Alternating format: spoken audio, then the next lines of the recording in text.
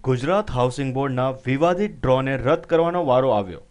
આ ડ્રોમાં ફક્ત કોમ્પ્યુટરાઇઝ્ડ લોકોના જ નામ આવ્યા હોવાથી મેન્યુઅલ ફોર્મ ભરનારા લોકોએ વિરોધ નોંધાવ્યો હતો।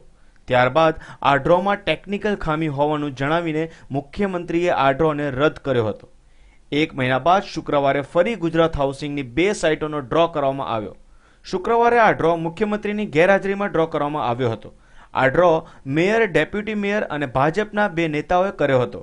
આ ડ્રોમાં ભાગ લેવા માટે ખૂબ જ ઓછી સંખ્યામાં લોકો આવ્યા હતા। આ પ્રસંગે ભાજપના નેતા શંકર ચૌધરીએ મકાન મેળવનારને શુભેચ્છા પાઠવી હતી। તૈયાર આવાસોનો આજે ડ્રો રાખેલો હતો। સફળતાપૂર્વક સૌની હાજરીમાં આજે પારદર્શક રીતે ડ્રો સફળ થયો।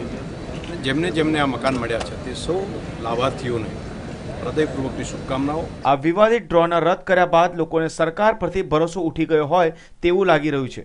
આ ડ્રોમાં સ્ટેજ પર પણ ખૂબ જ પાંખી હાજરી જોવા મળતી હતી અને સામે લોકોમાં પણ કોઈ ઉત્સાહ જોવા મળ્યો નહોતો।